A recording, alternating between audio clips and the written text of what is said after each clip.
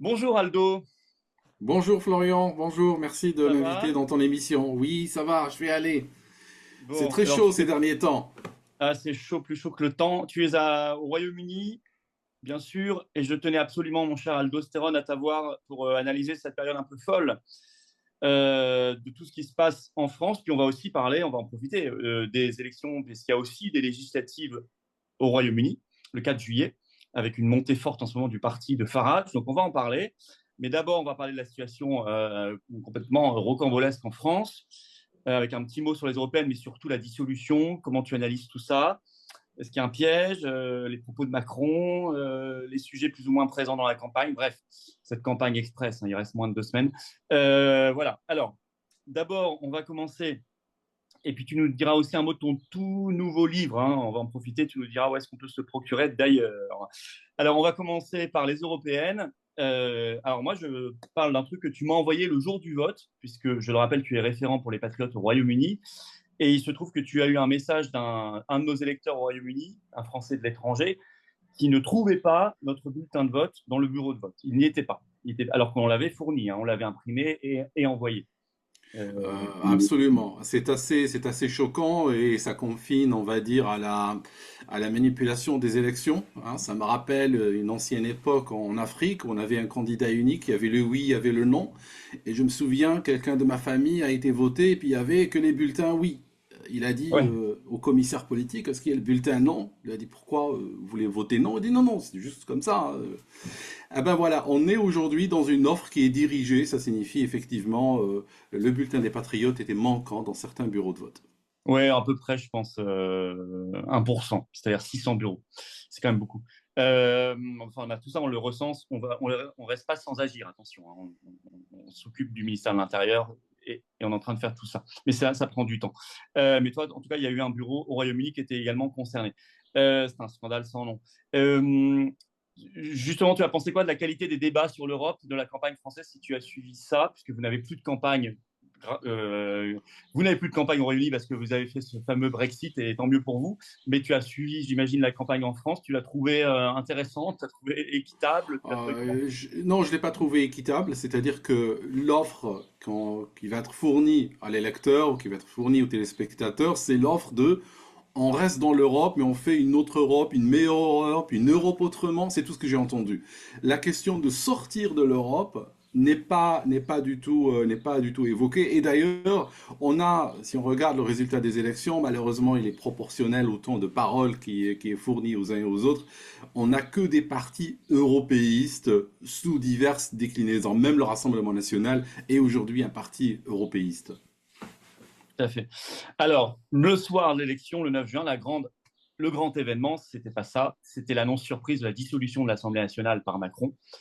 Euh, et je voudrais avoir ton analyse. On a très vite dit, moi, c'était ma première analyse. Tout de suite, j'ai dit, il organise, il sait ce qu'il fait, c'était prévu, il veut organiser le chaos et il veut piéger ceux qui prendront le gouvernement. Et il se trouve que Ursula von der Leyen a dit la même chose en disant que Macron l'avait informé de ce projet, exactement celui-là. Et il y a quelques jours, ça je te donne tout d'un coup et tu me diras ce que tu en penses, dans Le Monde, là il y a 2 jours, ou avant-hier, ou hier même, Macron a dit qu'il avait, je cite, balancé une grenade dégoupillée dans les jambes de l'opposition avec cette dissolution et qu'il allait voir comment tout ça allait réagir et qu'il était ravi de la situation. T'en penses quoi? Absolument, il était ravi de la situation et en fait, je dirais que quelque part, Macron a gagné sur les lâchetés, sur les renoncements de ce qu'on appelle entre guillemets l'opposition en France. Ça signifie les partis qui étaient censés faire de l'opposition et lui mettre une motion de censure à la figure il y a longtemps quand ils en avaient l'opportunité. Et donc ils auraient pu faire collapser cette assemblée quand eux-mêmes ils auraient été en contrôle du calendrier et de l'agenda. Eh bien, ils n'ont rien fait. Ils sont restés à jouer la chaise vide. Ah non, c'est l'autre qui a demandé la motion, moi je la vote pas, tout ça. En réalité, ils ont joué le jeu de Macron. Voilà. De sorte qu'ils lui Ils ont ont laissé. laissé le maître, il est resté maître du temps.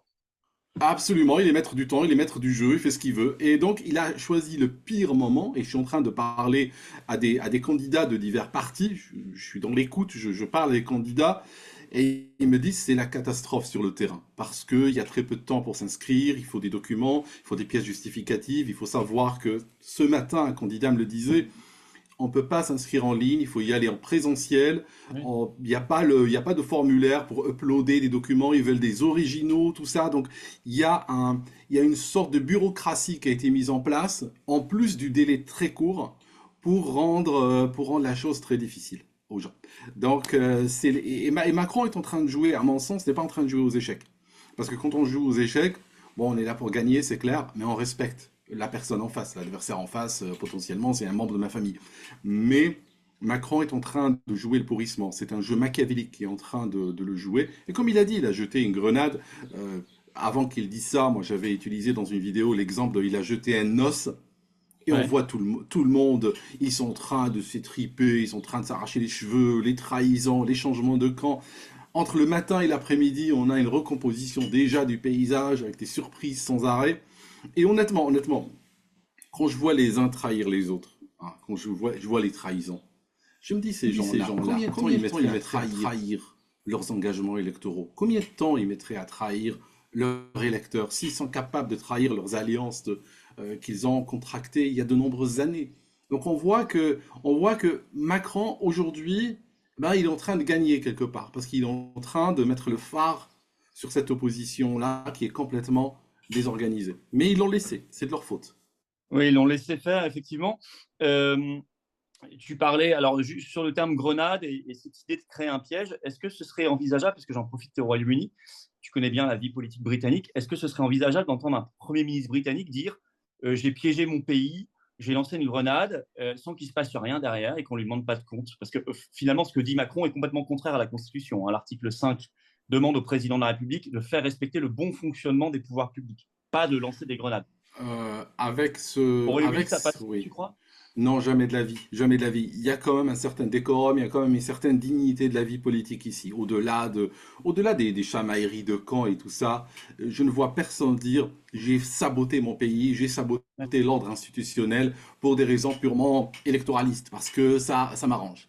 C'est inimaginable. Mais Macron, il n'est pas à son coup d'essai. Il a eu d'autres sorties du même acabit, et aujourd'hui, on voit que c'est quelqu'un qui n'est pas digne de sa fonction quelque part. Ça signifie on est en train d'aller dans, peut-être le mot est un peu fort, mais peut-être on est en train de glisser vers une forme de voyoucratie. Ça signifie les gens qui sont, et en particulier Macron, censés garantir l'ordre institutionnel, la dignité de la fonction présidentielle, ben aujourd'hui, il sabote son pays parce que voilà, ça l'amuse, parce que ça le fait triper. Et ça, c'est complètement, c'est un signe des temps en fait, hein. C'est un signe d'une dégénérescence, d'une dégradation de la vie politique en France.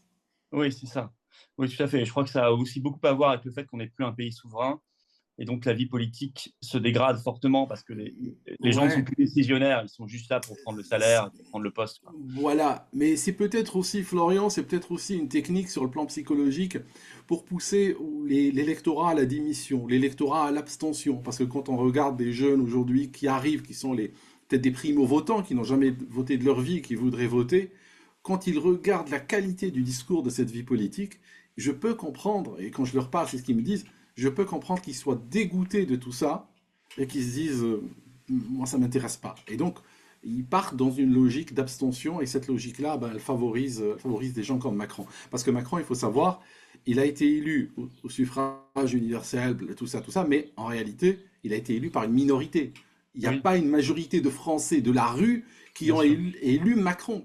Mais malheureusement, comme il s'est arrangé pour avoir la majorité des Français démissionnaires, ah ben, on peut avoir un collège de 20 Français qui peuvent l'élire. Si le reste disent moi je ne vais pas Ouais. voter ce jour-là.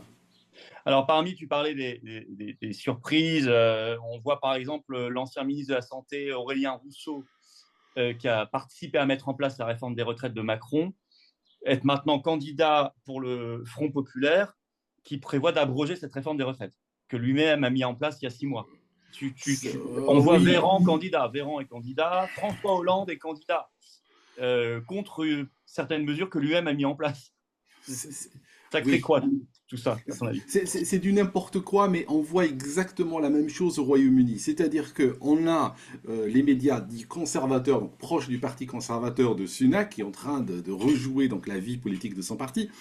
Tous les matins, ils nous sortent de grands titres. Voilà ce qu'on veut faire. On va baisser les impôts, on va contrôler les frontières, on va investir sur l'hôpital. Je veux dire, les gars, ça fait juste 14 ans que vous êtes au pouvoir. Tout ce que vous êtes en train de nous dire, c'est des problèmes que vous avez causés. Et aujourd'hui, ben vous nous promettez comme ça, de les régler. Et en fait, ça n'a aucun sens. Et ce que je trouve extraordinaire souvent, c'est beaucoup d'hommes politiques, y compris François Hollande, quand ils sont dans l'opposition, ils ont des idées extraordinaires. Ils sont franchement géniaux à écouter. Une fois qu'ils arrivent au Enfin, plus ou pouvoir, moins, hein.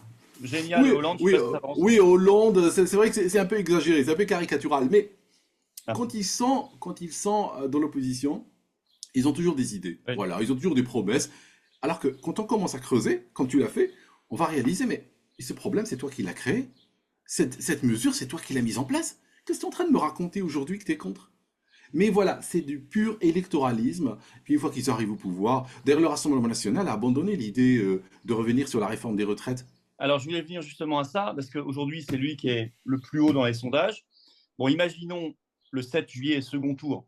Il est majoritaire. Alors, il y aura majorité absolue ou pas, ce qui change beaucoup de choses. Bon. Alors, il n'a pas voulu chercher à faire une coalition ou quoi que ce soit. Il a été chercher des gens auprès d'Éric Ciotti et quelques amis de Marion Maréchal. Mais il n'y a pas d'idée de coalition. Ce n'est pas le pendant de ce qu'on voit avec le Front populaire, où ils ont fait une coalition de partis dits de gauche. Même j'aime pas trop ces termes de gauche et droite, mais je les emploie pour que tout le monde comprenne, malgré tout. Parce que je pense qu'à la fin, de toute façon, tout ça au pouvoir, ça fait la même politique. Mais bon. Et le RN, imaginons, donc arrive, Macron lui donne donc Matignon, qu'il ait une majorité absolue ou relative. Est-ce que ce n'est pas à ce moment-là que le piège se met en place et que le parti se grille très vite sur l'immigration, sur l'économie, sur le social, sur la politique étrangère, sur la santé. Qu'est-ce qu'il peut faire aujourd'hui avec son programme actuel? Comment tu analyses ça? Oui, alors en fait, j'ai vu énormément sur les chaînes de télévision françaises, que je suis de loin, des gens dire que oui, mais Macron, en joueur d'échecs, si le Rassemblement national arrive au pouvoir par le biais d'un Premier ministre, il va tout faire. Il peut utiliser le Sénat, il peut utiliser le Conseil constitutionnel, il peut utiliser les institutions européennes, la Cour de justice européenne, pour bloquer leur action. Alors ça, à mon sens, c'est pas ce qui va arriver. Parce que ceci est la logique du joueur d'échecs. Mais attention, Macron ne joue pas aux échecs. C'est un machiavéliste. Ce qu'il va faire, il va faire le contraire. Il va permettre au Rassemblement national d'agir et se mettre devant leurs propres contradictions. Parce Mmh. que, parce que s'il les bloque, eh bien le Front National, le Rassemblement National aura beau jeu de dire: «Ah oui, mais nous, on est arrivé au pouvoir, Macron nous a bloqués, on n'a rien pu faire, ne nous jugez pas sur les 3 dernières années parce que nous, on aurait voulu, mais il y a Macron, mais si vous nous donnez l'Élysée, vous allez voir qu'on va agir.» Il veut surtout pas qu'ils puissent tenir ce discours. Il va Ouais. dire: «Moi, s'il a à cohabiter avec eux, il va leur dire: vous êtes libres. Ne venez pas m'accuser après de vous avoir bloqué.» Mais comme de toute façon, ils sont pris dans des contradictions, quand par exemple ils sont anti-immigration mais pro-Europe, pro-UE, or les frontières c'est l'UE qui décide, c'est l'UE qui gère. L'histoire des retraites par exemple, c'est venu de l'UE. Donc ils seront Ouais, mais ça, ils ont obligés. renoncé. Ils ont annoncé qu'ils renonçaient à ça. Ouais. Ils vont renoncer à tout en réalité. Ils n'ont pas le choix parce que tant qu'ils restent dans l'Union européenne, ils sont inféodés à l'Union européenne et puis à ses décisions. Donc ils vont toujours faire semblant de temps en temps de traîner des pieds, faire un petit peu des annonces dans les médias, tout ça. Mais en réalité, ils vont appliquer le programme tel que l'aurait appliqué finalement n'importe quel autre parti européiste. Mais Voilà. alors, tout ça peut se dégrader très vite parce que si tu as, on le voit monter, on voit les taux français monter beaucoup en ce moment, les taux d'intérêt sur la dette, l'écart avec l'Allemagne monter, le taux français même supérieur au taux du Portugal pour la première fois de l'histoire. Donc, on est considéré comme moins solide que le Portugal.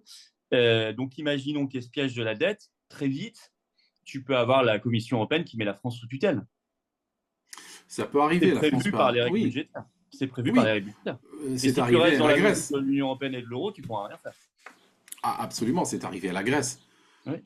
La France peut se retrouver absolument du jour au lendemain sous tutelle parce que voilà, vous êtes les mauvais élèves de l'Europe. La note se dégrade de la France pour beaucoup de raisons, mais je pense que l'une des raisons pour laquelle la note française se dégrade et va continuer à se dégrader, c'est qu'il n'y a aucun pays qui cherche activement à s'engager dans un conflit armé pouvant potentiellement déboucher sur une troisième guerre mondiale qui peut garder sa note, une note de type triple A. Ce n'est pas possible parce que un pays qui commence à avoir des velléités guerrières, en particulier, comme on le sait, sur un grand conflit, forcément, hein, ça c'est pas, avec tout le respect, c'est pas comme aller s'engager au Sahel ou au Mali, là c'est un gros truc. Eh bien ce pays-là, forcément, deviendra un pays à risque, deviendra un pays instable, un pays inquiétant, sur le plan géostratégique, il y a quand même une ombre qui plane, tout ça, si demain ça s'envenime, vous n'êtes pas sûr de rentrer dans votre argent. Donc les créanciers font quoi? Ils veulent qu'on les paye pour le risque. Ils disent, ok, je te prête, attends, maintenant tu veux faire la guerre, moi j'ai peur que tu fasses la guerre, tu vas peut-être la perdre, hein, on ne sait jamais. Tu vas peut-être la perdre, tu vas peut-être avoir des crises économiques profondes qui peuvent durer 20 ans, moi je ne suis pas sûr de rentrer dans mon argent.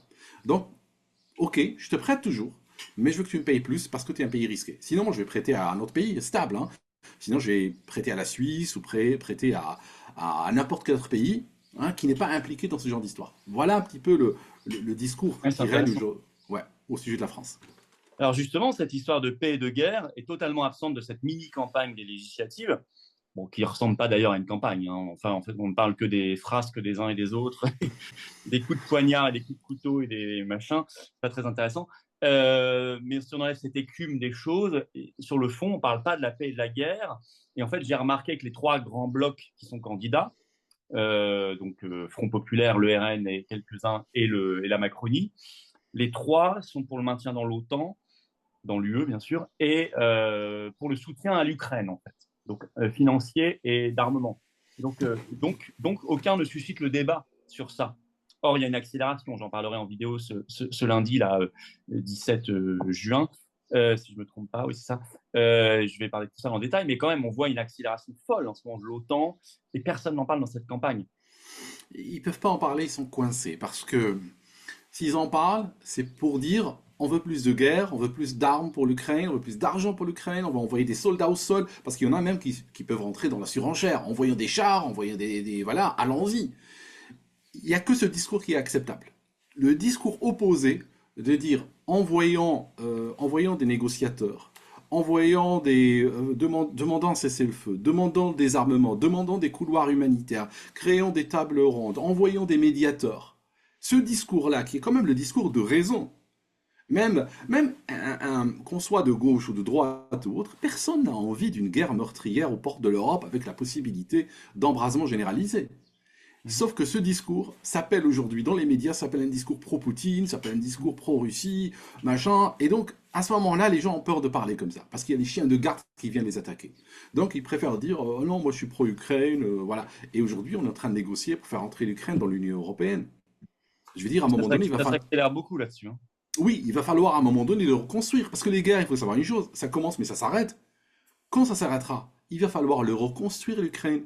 Ça veut dire lui construire des routes, lui construire des infrastructures, des ponts, créer de l'emploi, tout ça. Ça viendra d'où ça? Il va bien falloir que quelqu'un paye. Donc, on peut avoir potentiellement le contribuable français et d'autres pays européens qui sont là-dedans, qui doivent payer des milliards pendant des années pour Oui. reconstruire, hein, comme on l'a fait anciennement pour l'Allemagne de l'Est, qui vont payer pour reconstruire ce pays qui, je dois dire, on en parlait beaucoup avant la guerre, qui est un pays extrêmement corrompu. Oui. Ça signifie, pour 100 euros qu'on envoie pour reconstruire l'Ukraine, il y en a probablement 99 qui vont finir à Panama. Juste, voilà, hein, en première estimation, je vous le donne. Donc, malheureusement, plus la capacité, effectivement, par la suite, de ce pays d'envoyer de l'immigration pas chère, d'envoyer des travailleurs, parce que là-bas, le niveau de vie est extrêmement faible. Donc, on a énormément de jeunes là-bas, et de moins jeunes, qui rêvent que d'une chose. Si on rejoint l'Union européenne, ça nous fera une ouverture. Et hop, on va finir à Paris, on va finir à Londres. Enfin, Ils à nous Londres, ont non. envoyé leur poulet ukrainien, leurs produits, avec le dumping social. Le produit avec le dumping social, exactement. Et donc, il n'y a rien à gagner en réalité. Il n'y a rien à gagner. Mais sauf qu'on n'est pas dans un jeu pour gagner. On joue perdant quelque part. On est dans l'idéologie, on est dans un emballement, dans des poursuites idéologiques qui n'ont aucune logique en réalité. Mais tout le monde les répète. Et puis au bout d'un moment, ça devient une doxa. Et tout le monde est obligé de l'embrasser. Et voilà. Et donc tous les partis qui veulent rester dans la respectabilité euh, médiatique sont obligés de répéter la doxa guerrière jusqu'au moment où on ira au mur et on aura de vrais morts et on aura de vrais dégâts. Et après, on commencera à s'accuser les uns les autres, dire non, moi je voulais pas, je n'étais pas d'accord, tout ça, mais voilà. Sachant que sur la reconstruction de l'Ukraine dont tu parlais, il y a déjà des accords signés avec BlackRock, par exemple. Zelensky a signé des accords avec le PDG de BlackRock, qui est venu très nombreuses fois à Kiev ces derniers mois, en disant on gérera les flux financiers. Bon, ils vont faire leur beurre là-dessus. Ils le font déjà. Donc, tu vois que tout est prêt, en fait. Et c'est une vaste spoliation hein, de notre argent en particulier. Et un risque d'embrasement général, comme tu disais. Donc, on voit deux murs qui arrivent, la financier et guerrier. Tout ça peut donc partir en quelques semaines. Ça peut tomber déjà, le nouveau gouvernement.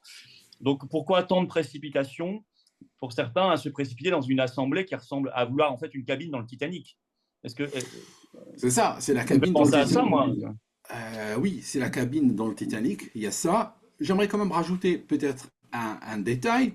Vas-y, bien sûr. Imaginons le Rassemblement national au pouvoir, imaginons les 2, 3 semaines là-dedans. Imaginons que dans les banlieues, on a des jeunes poursuivis par une voiture de police, voilà, et un accident tragique, ils sont morts.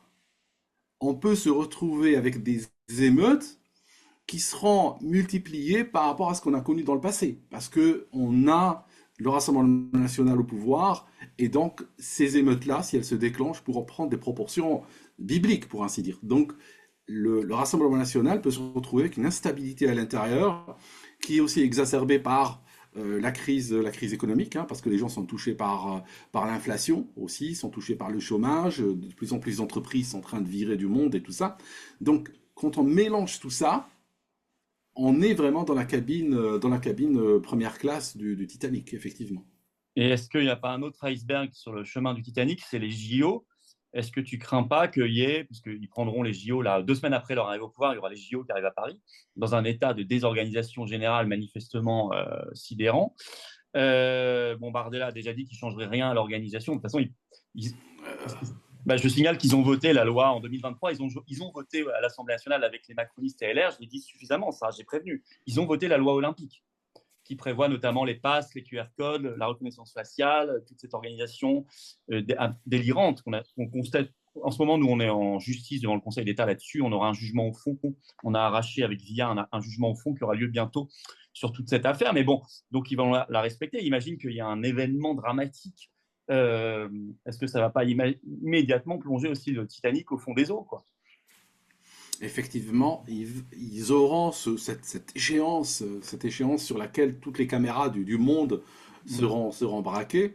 Et quoi qu'il arrive, si ça se passe mal, c'est eux qui vont endosser. En réalité, ils ont tout à perdre dans cette histoire, mais ils ne font que signer des chèques en blanc, le Rassemblement national. Je le dis depuis des années, ils n'ont aucune colonne vertébrale idéologique. Quand j'entends le Rassemblement national, je peux le résumer à: donnez-nous le pouvoir, on signe ce que vous voulez. Juste on signe. On n'est pas là pour vous contrarier. Je signe n'importe quoi, juste laissez-moi diriger. C'est ce qu'ils veulent. Mais il n'y a pas, j'entends pas un plan, j'entends pas des gens qui ont des positions fortes, comme on pourrait avoir d'autres personnes à l'étranger ou en France. Mais le Rassemblement national est là pour morfler. Maintenant, il y a encore un autre scénario qui, à mon sens, n'est pas à négliger. C'est que si le Rassemblement national a une majorité absolue, mettons en juillet, on est au deuxième tour, que peut faire Macron? Il peut dire, bon, moi les gars, je démissionne parce qu'il faut sauver la République. C'est un moment historique auquel on fait face. Je ne peux pas, moi, Macron, permettre à la haine, enfin, qu'on ait le discours classique qu'on nous répète depuis 30 ans. Donc, il ressort ces mêmes artifices, et puis, bam, il démissionne. C'est une manière de dire, je renverse la table, parce que je ne veux pas jouer à ce jeu-là, donc je renverse la table. Ça sera peut-être une option. C'est possible. D'ailleurs, Alain Minc l'a appelé à faire ça il y a 2-3 jours. On a suivi. Le seul problème, c'est que manifestement, il y a un débat constitutionnaliste, mais il n'aurait pas le droit de se représenter dans ce cas-là, parce qu'il aurait fait 2 mandats consécutifs. Oui. Alors, il y a un petit débat quand même. Bon. Mais attention, juste un détail. Par contre, s'il y a un autre élu et qui démissionne au bout de 3 jours, il peut se représenter. Donc, il peut ne pas se représenter, mais on pourra avoir son clone. Lui, ce qu'il peut avoir comme carrière, il faut savoir que von der Leyen est arrivé à l'Union européenne, à la tête de l'Union européenne le 1er décembre 2019 pour un mandat de 5 ans. Ce mandat expire à la fin de 2014. Et dans les mois précédents, donc littéralement dès le mois de juillet, l'Union européenne commencera à travailler sur est-ce qu'on garde, est-ce qu'on maintient ou on reconduit von der Leyen pour 5 ans encore. Il n'y a pas de limite de mandat dans ce poste. Ou bien on en a ras-le-bol de von der Leyen avec ses SMS, ses casseroles, ses affaires. why not? Peut-être maintenant, peut-être la prochaine fois, je sais pas. Donc, D'accord. parce que Ouais, Macron, pas impossible. comme il est très européiste et Mhm. qu'il est capable de faire le sacrifice ultime pour montrer qu'il est contre la haine, Mhm. voilà. Je veux dire, il ferait un très bon. Et en plus, il est très pro-OTAN. Il est il est très atlantiste, hein, et il est très pro aussi politique américaine. Donc c'est vrai que je le vois mieux à la rigueur, hein. Je le vois mieux à la tête de l'Union européenne qu'à la tête de la France en vérité. Il est plus dans ce rôle. Il a toujours agi d'ailleurs en tant Ah bah, qu'européiste fédéraliste, hein. Il n'a jamais agi en tant que président français. bien sûr. Ah oui, oui, bien sûr. Il a toujours dit on agit en européen, souveraineté européenne, etc. Bon, Voilà. imaginons que le RN est au pouvoir maintenant et qu'il se rende compte qu'il va dans le droit dans le mur parce qu'il n'a pas les outils pour agir vraiment. Hein. On peut agir, hein. Il n'y a pas de chaos fatal, à condition de reprendre la souveraineté. On l'a tout analysé, tout ça, hein, de sortir de l'Union européenne, de l'OTAN, de Schengen, de l'euro, tout ça. Et il se rend compte de ça et qui tend la main en disant on a besoin des compétences des frexiteurs, des souverainistes, c'est tout. Tu crois que moi, je pense que dans ce cas-là, si c'est sincère et sérieux, il ne faut pas rester sur sa colline à regarder le désastre. Il faut essayer de mettre les mains dans le cambouis et sauver le pays comme on peut. J'en ai parlé en direct vendredi soir, mais est-ce que tu penses que ce scénario est possible? Qu'il se rende compte et qu'il appelle des gens qui ont des compétences différentes, en changeant complètement de politique dans ce cas-là. Oui, mais il faut qu'il change de politique parce que Ah ce oui, oui, n'est. non, mais sinon, bah non, sinon c'est une euh, arnaque. C'est Sinon, pas clair. question de collaborer à ça. Voilà, ce n'est parce que d'habitude, ce n'est pas dans leur mentalité de s'ouvrir à l'autre. Et c'est Hmm. ça le problème de ce parti. Ils sont très renfermés sur eux-mêmes et ils ont rarement ouvert leurs portes à d'autres idées, à d'autres philosophies, à d'autres approches. Donc, s'ils arrivent au pouvoir, maintenant, s'ils veulent changer leur méthode, s'ils veulent ouvrir des perspectives Changer nouvelles, de programme complet, ouais. changer de programme, considérer d'autres options. Moi, j'ai toujours été, sur tous les plans, pour la lutte depuis l'intérieur. Mhm. Je parlais récemment à quelqu'un qui veut aller dans. Il est de notre camp. Il est une sorte de droite conservatrice, des valeurs traditionnelles et tout. Ouais. Il me dit, je vais aller étudier et il me Moi, donne je ne une donne pas en université. droite-gauche, mais vas-y, Non, non, mais juste, je sais, je j'aime pas comprends ce la que tu dis. droite-gauche, mais juste j'utilise Je un petit vois. peu les étiquettes. Il me dit, je vais aller étudier dans une université parisienne très connue, qui est un repère de l'extrême gauche. Et je lui dis quoi? Je lui dis, vas-y, parce que tu vas lutter de l'intérieur, parce que si cette université prestigieuse est devenue un repère d'extrême gauche, c'est que peut-être les autres ont laissé tomber. C'est peut-être les autres ont joué la politique de la chaise vide. Peut-être qu'on leur a laissé. Donc, moi, je ne suis pas pour mettre une étiquette et dire je ne m'approche pas. Au contraire, je veux aller à l'intérieur et défendre mes idées, défendre ma manière de voir les choses. À condition de pouvoir influer réellement et de ne pas être utilisé comme une caution. Ah oui, c'est clair, au Là, bout il n'y a d'un rien de pire. moment, ah oui, Il y a rien de oui, pire. il y a ce risque, il y a ce risque, c'est clair. C'est Qui clair. est un risque classique en politique, hein. Il faut quand même le dire. Ouais. Très bien. Alors, justement, il y a des législatives qui s'organisent aussi dans un autre pays dans lequel tu vis, au Royaume-Uni. Je remarque qu'il me semble qu'il a annoncé les législatives, donc Rishi Sunak l'a annoncé le 31 mai pour le 4 juillet. Oui. Donc, ça laisse quand même, il a quand même, c'est rapide, mais il a quand même moins pris de cours que Macron et Français, qu'il a annoncé le 9 juin pour le 30 juin. Donc, c'est déjà, à mon sens, un petit peu plus respectueux du débat. Et on voit en ce moment une percée de Reform UK, le parti de Farage, qui est passé pour la première fois dans les sondages, je crois, à 19% devant les Tories, devant le Parti conservateur. Euh, alors, c'est assez tonitruant parce que là, pour le coup, on est sur un programme clair. On rappelle que Farage, c'est l'homme du Brexit. Maintenant, il veut sortir de la CEDH et de l'OMS. Il a lancé une campagne pour ça. Donc, on n'a rien à voir, rien avec les soupes qu'on voit en France. Hein. C'est un programme très clair et il y a une dynamique. Comme quoi, on peut avoir une dynamique sur un programme très clair. C'est quand même intéressant. Comment tu vis, toi, cette campagne, toi qui es dedans, contrairement à nous? Alors, ce qui est en train de se passer ici, c'est que les médias, certains médias, surtout les médias de droite, sont en train de nous avertir. Il y a eu même une fois en grand, voter pour Farage, c'est comme voter pour la gauche, pour le Labour. Libo, ouais. Ouais, ben oui, pourquoi? Parce que en réalité, la théorie qu'on nous sort, mais on l'a sortie en France à d'autres occasions, Bien c'est sûr. que les gens qui votent Farage ne sont pas des gens, des ex du Labour. Ce sont plutôt des gens de sensibilité, on va dire, du Parti conservateur. Donc, des gens du Parti conservateur, euh, on en ras-le-bol de ce parti-là, donc commence à aller vers Farage, de sorte que les voix des conservateurs seront divisées. Ça signifie qu'on peut avoir potentiellement 20% chez Farage, 20% chez les conservateurs, alors qu'on a la gauche là qui reste unie et qui s'en sort peut-être avec 39%.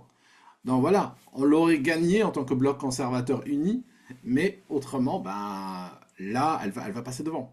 Sauf que les gens ne veulent plus entendre ça. Ce chantage, ça ressemble à du chantage politique. Mhm. On ne veut plus en entendre parler. On vote selon nos convictions et on arrête de faire ces petits calculs de boutiquiers qui nous ont menés là où nous sommes aujourd'hui. Donc les gens en ont ras-le-bol de la... On a quoi? On a l'offre à droite, les conservateurs qui sont au pouvoir depuis 2014. Ils sont très très discrédités, en particulier avec, comme on l'appelait gentiment à l'époque de Jacques Chirac, les affaires. Ça Mhm. signifie, ah, les affaires, on en a tous les jours qui sortent, en particulier de l'époque de la crise sanitaire. Ah oui? Hein, Dis-nous un bah peu oui, ça. Oui. c'est-à-dire que bah, on sait de plus en plus qu'ils faisaient du business, ils Ouais, donnaient des contrats à leurs amis, à leurs familles, tout ça. On sait que pendant qu'ils demandaient aux gens de se confiner eux-mêmes, ils faisaient la fête. ouais, il y a eu ça, Donc, oui. ah oui, donc il y a pas mal de choses de cette Il y a les nature-là. mails qui sont sortis, là, les textos, les mails, les WhatsApp qui sont sortis. Les textos, les mails, les WhatsApp, Ouais, mais ça sort. En France, c'était la même chose, mais ça sort pas. Ici, ça sort. Ouais, Ici, au ça sort. moins, on a encore une justice indépendante, on a Ouais, c'est encore... ça. C'est Une pas presse, parfait, hein. Une encore une presse aussi presse. indépendante. Alors, on n'a pas l'équivalent, par exemple, du syndicat de la magistrature ici. Mhm. Donc, on a quand même une justice. Je sais bien que la justice ici n'est pas parfaite et elle est très gauchisée, très idéologisée, je sais. Mais pas autant qu'en France, j'ai envie de dire. On va toujours trouver de temps en temps un juge qui va dire non, là, moi, je ne fais pas passer ça. Là, Mhm. ça mérite le tribunal. Donc, on a aussi les médias, c'est pareil. On a les médias de gauche encore, les médias de droite, et ils prennent fait et cause pour certaines situations. Donc, les conservateurs sont discrédités. Face à eux, on a la gauche idéologique. Parce que les travaillistes n'existent plus. Parce que, si tu veux, depuis qu'on a désindustrialisé l'Angleterre, hein, l'Angleterre à l'époque c'était les mines, c'était les usines de voitures, les usines de plein de choses, tout ça a été désindustrialisé. On est parti sur de l'économie financière. Voilà, ce qui compte, c'est la City de Londres et on fait des milliards ou des trilliards. Mais en fait, c'est juste réparti dans quelques kilomètres carrés de Londres. Mhm. Le reste du pays, il y a des villes entières qui ont été désertifiées dans le sens économique du terme. Donc, les partis travaillistes, n'ayant plus de travailleurs à défendre, est parti dans l'idéologique. Donc aujourd'hui, ils défendent le migrant, ils défendent Le woke, tout ça, ouais. le woke, le réfugié climatique, tout ça. Donc, Oui, ça, le c'est sociétal qui remplace le social. Ouais. Classique. exactement, voilà, classique, parce que c'est toujours plus simple de faire du Oui, sociétal. bien Et sûr. oui, on brille avec du sociétal, mais par contre, atteindre des objectifs sociaux réels, atteindre le plein emploi, par exemple, là, c'est dur à faire.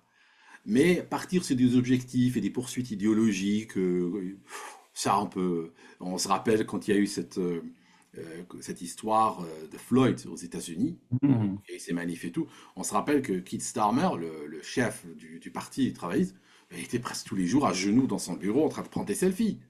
Et, c'est plus facile de se mettre à genoux prendre un selfie, hein, surtout quand on n'a pas le sens de la dignité et de l'honneur, que de régler des vrais problèmes.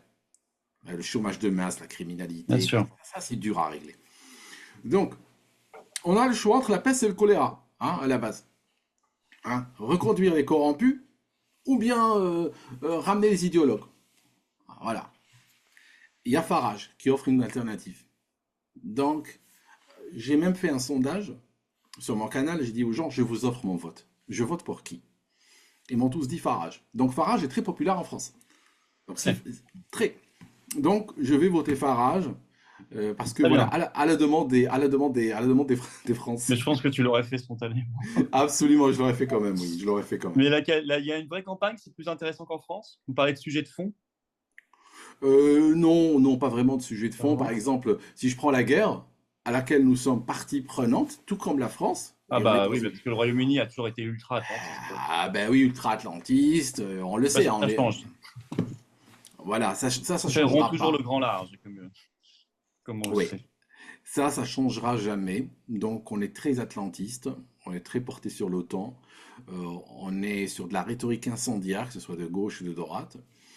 Et puis, bon, maintenant, je pense que Farage, il observe peut-être une sorte de silence un peu stratégique sur la question, mais je pense pas que c'est un va-t-en-guerre. Alors, il est un Non. petit peu sur la même ligne que Trump. Il va pas caresser la Russie, mais par contre, il va pas les chercher non plus. Voilà. Mhm. Je pense que c'est un homme réaliste sur ces choses-là. Ouais, c'est intéressant. Et puis sa campagne intéressante sur l'OMS, sur le traité mondial pandémie, bon, ça c'est totalement absent du débat en France, hein, pour le coup. Oui, oui. Et la compréhension qu'il faut quitter la CEDH pour retrouver les leviers, notamment migratoires aussi. Puisqu'ils ont quitté l'Union européenne, mais maintenant il faut quitter la Oui, CEDH et que le boulot sera fait oui. complètement. Parce qu'avec la CEDH, on peut arriver à des situations ubuesques où on va dire à quelqu'un qui vit, je sais pas moi, dans le Sahel, qui vit dans un endroit, par exemple, où il pleut pas, il peut considérer que le fait qu'il y a de la sécheresse chez lui C'est ça. fait en sorte, c'est d'abord de la faute des Occidentaux, Mm. et deuxièmement, ça lui donne un droit opposable à la migration. Voilà. C'est ça. C'est complètement dingue, mais c'est une réalité. Voilà. Ah oui, oui, ben on l'a vu, la Hongrie l'a condamné, alors pour le coup par la CJUE, hein, par l'Union européenne, sur la question migratoire, à 200 millions d'euros d'amende, plus 1 million par jour Oui. d'astreinte, parce qu'ils avaient un peu trop expulsé de clandestins, et donc ils vont arrêter de le faire, et en plus ils vont payer. Hein. Orban a râlé sur Twitter, mais ils payent et ils arrêtent. Il faut quand même se rendre compte que quand on est dans l'Union européenne ou la CEDH, on peut pester verbalement, mais on obéit, et on paye, C'est toujours. c'est ça, et je m'attends, si le Rassemblement national arrive au pouvoir en tant que parti européiste, j'attends à ce qu'il peste. Mais quand il peste, c'est plutôt une posture électoraliste. C'est pour les C'est ça, médias, c'est pour la communication intérieure et tout. pour les gogos. Voilà, pour les gros. Mais en pratique, ils vont payer. Orban, c'est simple. Soit il paye maintenant, soit il attend, mais c'est chaque jour 1 million d'euros d'astreinte. Oui, oui, bien sûr, il a dit qu'il payait. Hein, de toute façon. Ouais. Comme il y avait déjà eu un problème avec l'université Soros, il avait râlé, puis ça avait été annulé, il l'a accueilli quand même, il y a quelques années. Bon, même si je le trouve plus courageux que d'autres, hein, je veux rester réaliste aussi, il est plus courageux, hein, mais il ne va pas jusqu'au bout. Donc ça crée quelques soucis, et il a plutôt baissé dans les dernières élections. Résultat. Alors ton livre, finissons là-dessus. Tu as un nouveau livre, ça y est. Alors je l'ai pas encore, on va dire, donc je ne peux pas le montrer ici, Je vais mais il s'appelle Le Grand t'envoyer Reset pour votre bien. donc le grand reset. Et là, Il y a je une photo de reviens Trump, j'ai vu. aux photos de Trump parce que justement, il s'agit beaucoup de Trump à un moment donné, parce que l'époque Trump a été très révélatrice. Parce qu'on a eu coup sur coup, on a eu la crise sanitaire, on a eu cette histoire d'élection Trump, où il y a beaucoup de choses, où il y a beaucoup de choses à dire. En fait, Ouais. on a vu un combat à l'intérieur des États-Unis entre l'État profond et l'administration Trump. Et là, ils se sont beaucoup révélés. Et puis, on a vu aussi à l'échelle internationale ce que ça pouvait donner avec la crise sanitaire, où on a arrêté l'économie mondiale et tout ça. Donc, je pense qu'il y a des leçons à tirer. Après, le livre part sur de l'anticipation, sur ce qu'on a aujourd'hui, hein, la monnaie digitale, les caméras à reconnaissance faciale et tout ça, les villes 15 minutes, toutes ces restrictions de vie, hein, les potentiels passes carbone et tout ça. Et puis, potentiellement, ce que ça pourrait donner dans ce contexte qu'on appelle la grande réinitialisation ou le grand reset qui à l'époque a été popularisé par Schwab. Et Mhm. c'est toujours une réalité, même si nous sommes sortis, les gens doivent savoir que même si nous sommes sortis de la crise sanitaire, l'histoire du grand reset est toujours sur la table et c'est Bien toujours un sûr. programme qui est en train d'avancer. Ah, bien sûr. C'est pour ça d'ailleurs qu'on n'en parle pas dans la campagne électorale. Alors, ton livre, on le trouve où? Alors, mon livre, on le trouve sur Amazon en Kindle et en papier, et on le trouve aussi chez TV Liberté. Juste envoyez-leur un email ou Dans leur boutique, c'est contactez-les. ça? Dans leur boutique, ils ont une boutique effectivement. Et ce que j'ai décidé dorénavant, c'est que chaque fois, je leur mets à disposition des livres parce que je préfère que ça passe par eux, hein, parce que c'est des gens qui militent quand même, que ça passe par Amazon. J'ai le droit de le faire, donc je préfère que le maximum de livres passent par TV Liberté. Et bien, comme ça, les gens sauront. Donc, le grand reset de Aldo Stéron. Voilà. Merci à toi. Écoute, on a fait un beau petit tour d'actualité. Tu nous donneras des nouvelles de la campagne britannique, bien sûr. Et puis, merci pour ton analyse toujours intéressante. Et puis, je te dis à très bientôt. Merci Florian, et je reviendrai pour parler des résultats du Ah oui, 4 juillet. On attend ça avec impatience et on croise les doigts on pour espère notre le camp. meilleur. Ouais, le Merci, meilleur. Merci, Aldo. À bientôt. merci. C'est toujours particulièrement intéressant et stimulant intellectuellement un entretien avec Aldo Stéron, et notamment puisqu'il vit au Royaume-Uni. Il nous donne ce qui se passe, l'actualité, son point de vue sur ce qui se passe au Royaume-Uni. C'est très intéressant et important en ce moment, puisqu'ils vivent également des législatives anticipées, mais eux sont souverains, presque totalement, en ayant quitté maintenant l'Union européenne. Il reste encore un peu de travail, mais ça donne des débats de meilleure qualité, et puis cette proposition politique très intéressante de Farage et cette dynamique. Et puis, son point de vue sur la dissolution, sur le piège de Macron, sur les européennes. Bref, n'hésitez pas à partager cette vidéo, à la relayer. Pour cela, à vous abonner à cette chaîne ou à vous réabonner si YouTube vous a désabonné. Ça arrive beaucoup en ce moment, vérifier. Pour s'abonner ou se réabonner à la chaîne, c'est juste en dessous un petit clic sur s'abonner. C'est un clic, c'est gratuit, bien sûr. Et c'est fait. Ça aide à la diffusion, à la visibilité, à la viralité de toutes ces vidéos. Donc, je vous en remercie énormément. Profitez-en pour appuyer sur la petite cloche à côté. Comme ça, vous êtes notifié dès qu'il y a une nouvelle vidéo sur la chaîne automatiquement, à condition d'être abonné à la chaîne. Je vous en remercie beaucoup. Par ailleurs, vous le savez, il y a toujours cette pétition nationale pour le bloc souverainiste dont on voit qu'il va être historiquement important. Si vous ne l'avez pas encore signé ni relayé, elle est en lien sous la vidéo en description.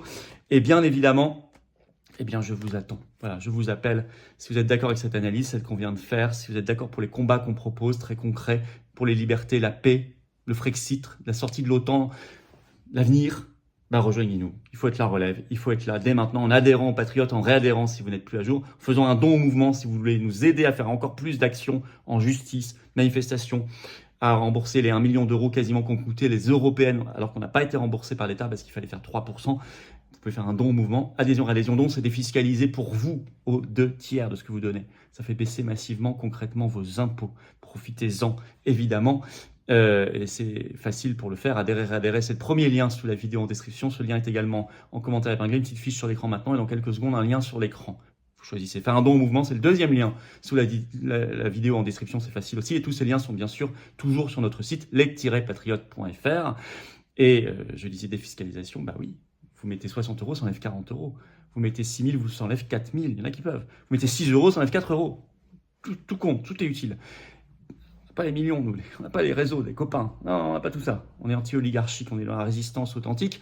Et vous le savez, en adhérant, réadhérant, vous rejoignez une communauté de cœur et de conviction. Avec votre niveau d'engagement, votre degré d'engagement, c'est vous qui déterminez. Mais on peut vous proposer beaucoup de choses si vous le souhaitez et de rencontrer des gens qui pensent comme vous près de chez vous par ailleurs. Bravo aux donateurs, aux réadhérents, bienvenue aux nouveaux adhérents patriotes. Vive la France!